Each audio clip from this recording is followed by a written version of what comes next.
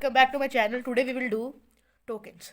So in Java program we have a special group called tokens. So the definition for it is all characters in a Java program are grouped into symbols called tokens. So first of all we will underline it. We have keywords, identifiers, literals, punctuators, operators. So these are the 5 categories of the tokens. So what is the use of these 5 categories? So these are the main thing of to do Java properly. So first of all we will start with keywords. So now keywords also known as reserved words. So we will over here underline it, reserved words are the words that have a special meaning to the Java compiler. For example, when we start a class, what we write import, we write import java.io and star semicolon. Then over here, then we write import, like I'm going to write over here, import java.io star semicolon. Then after class key. Then what we used to write, we write public. So this public. So now here you can see the use of this. So over here we are using public, then we are using static void, These are all the keywords. Void. Over here main, string, args. So these are the keywords which have a special meaning to the Java compiler. And then after it for example we have wide, double, int, short. These are data types as well. Data type we will study afterwards, the data types. Then int, short, these all are data types. Import is also over here. This is we used over here, import first word. So this has a special meaning to the Java compiler. For example, we give a type of we tell the computer to do this. So by these words like double, for example we have used a double, then we are using a point value in this. And a short, then we have a small range digits. And then int, we have integers. For example, we do it like this. Public here we use for the Java compiler, that it had a special meaning. Now let's come to identifiers. Now talking about identifiers. Identifiers are used to name different components of a program such as variables, methods, objects, etc. So first of all we will underline it. So over here, variables, methods, objects, etc. Now over here they have given example. For example, we are doing a program, public class, my class. My class is over here identifier. Okay. For example, we have taken an identifier as my class. We are giving a name to the public class as my class.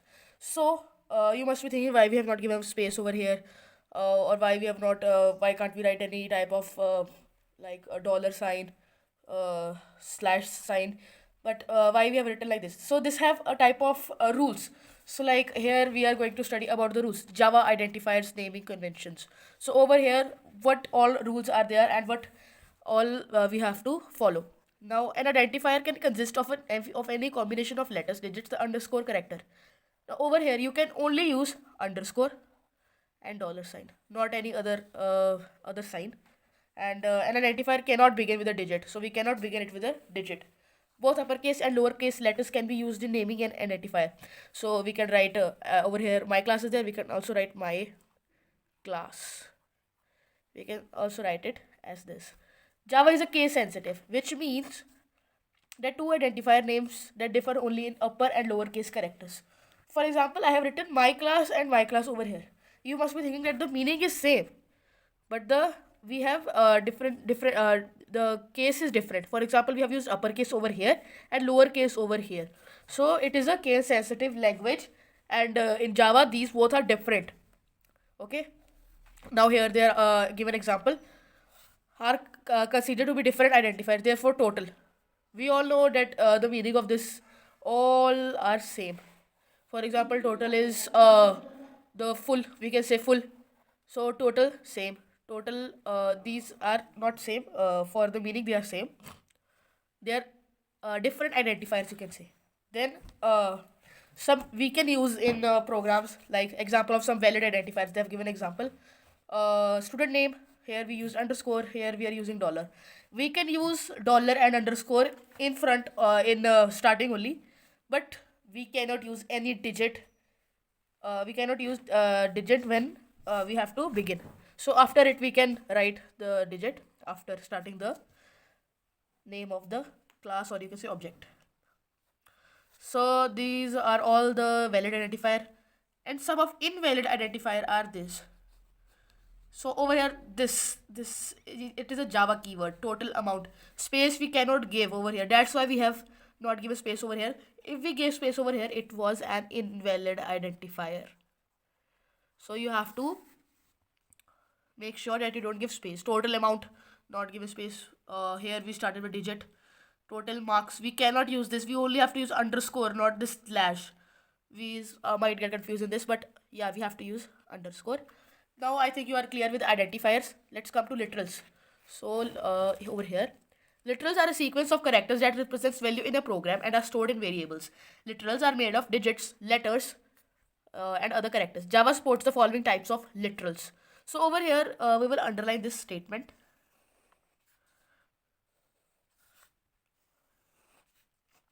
So these are sequence of characters.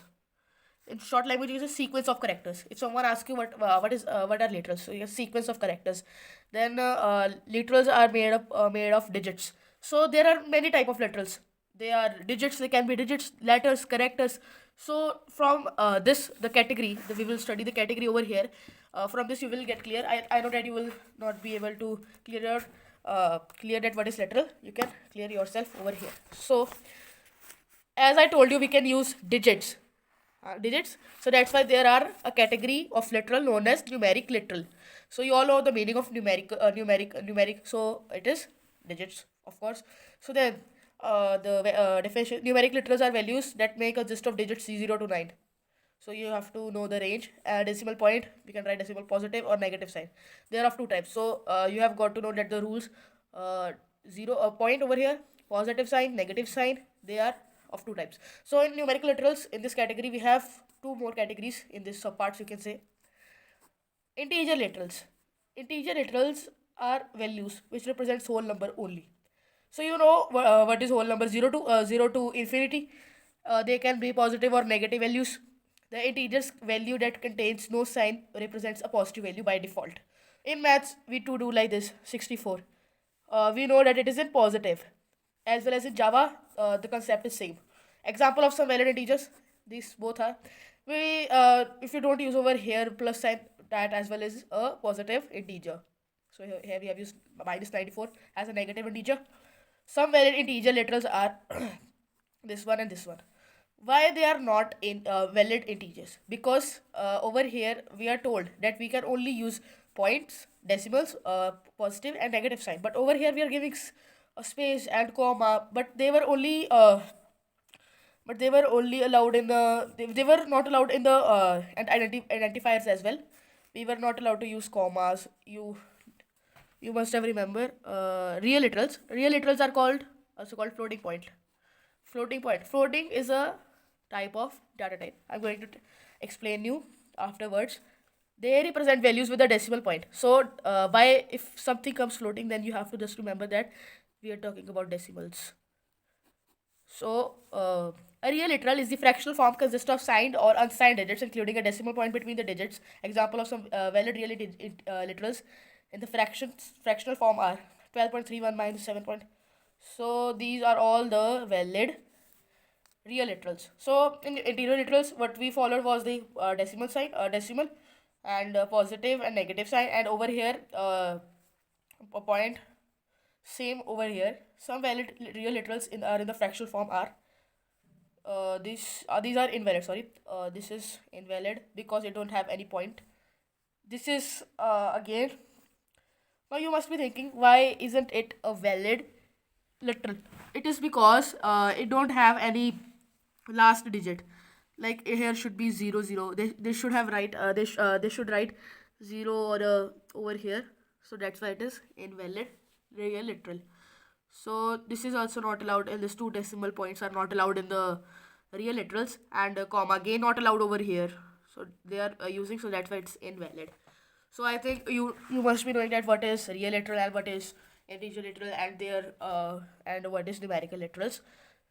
Now we'll be going to our non-numeric literals. So when you heard a word non-numeric literals, what you think is that no integers, है ना? No integers over here.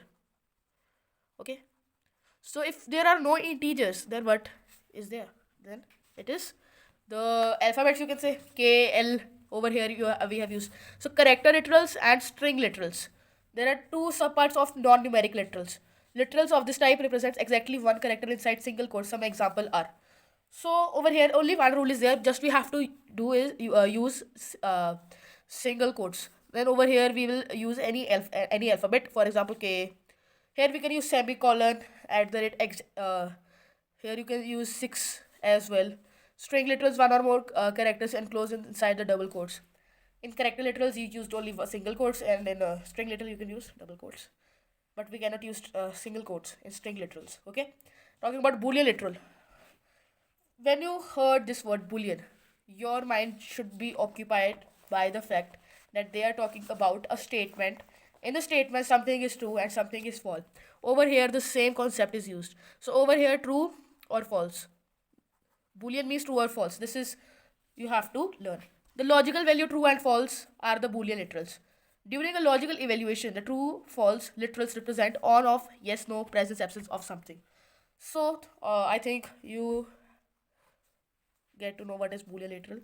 Talking about null literal, you can say empty or nothing literal, like it is empty. For example, there escape sequence is used over here. Special kind of literal which is represented by the keyword null. So it's not used a lot of times, but you may get a question or question on this, that which literal is this? You can tell that is null literal. Now our punctuators. What are punctuators? So first of all, the main thing in Java is the punctuators. For example, if we want to start a statement, we use brackets. If we want to close a statement, we use the closing brackets. So there are many, for example, parenthesis, curly brackets, square brackets, semicolon, comma, period. So here you should read this. For example, curly brackets are used to define a block code. They are also used to initialize the values of arrays. Square brackets are used to declare arrays. The most commonly used separate array, semicolon. Now over here they have told the users that what are the uses of this. Parenthesis is used in the Java compiling statement. For example, we write string main, string args. That statement over curly brackets is used to end or start any type of statement, and semicolon is used after each to terminate a statement. Comma is used when we have additional additional thing in the statement, and the period operator Java used to example variables. It is also used to differentiate the package types. So it is not used that much period. Now now the main topic is operators.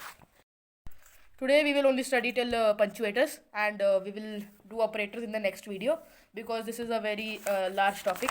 For example, you can see over here everything is based now on operators. Yeah, thank you for watching.